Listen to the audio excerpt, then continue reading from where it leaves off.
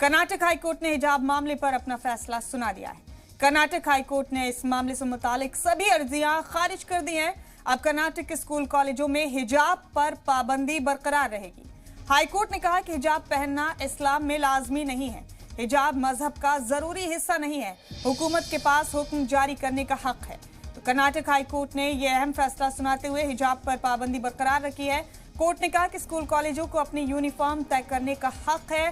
तलबा यूनिफॉर्म पहनने से मना नहीं कर सकते।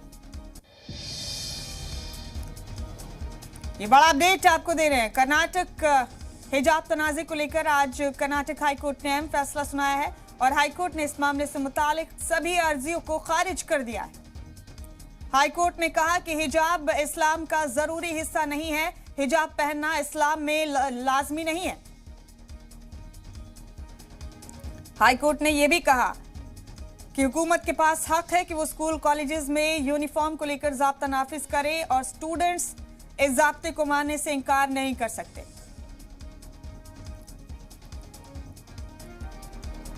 बड़ा अपडेट इस वक्त का आप देख रहे हैं अपने टीवी स्क्रीन पर।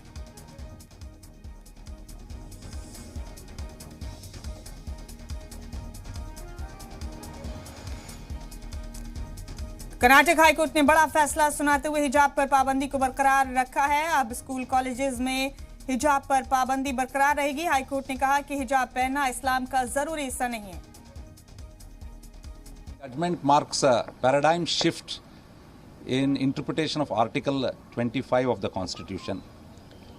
It restates the position of law as held by the Supreme Court in Sabarimala by saying that what is essentially religious is not sufficient. What is required to be shown is essential to religion, and therefore whatever be the individual choices, ultimately institutional discipline prevails over individual choice. So when it comes to the essential practice, the court it doesn't comes under that ERP. ERP.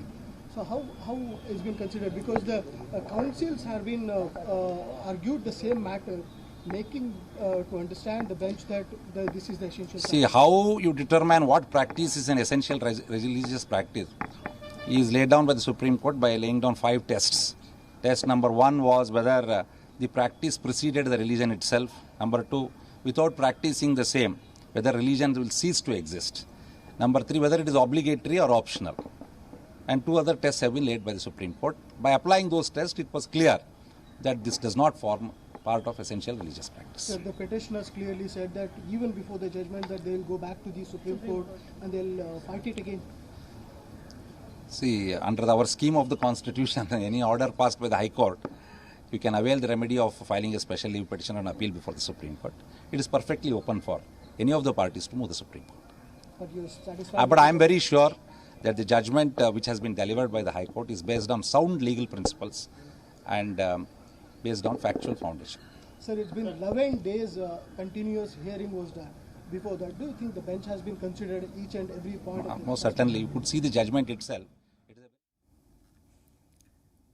Karnataka high court ने बड़ा फैसला दे दिया हिजाब तनाज़े को लेकर। High court ने कहा है कि हिजाब पहनना इस्लाम का जरूरी हिस्सा नहीं है, लिहाजा स्कूल कॉलेजों में हुकूमत को यूनिफॉर्म को लेकर ज़ाब्ता नाफिज करने का हक है और स्टूडेंट्स ये ज़ाब्ता मानने से इनकार नहीं कर सकते।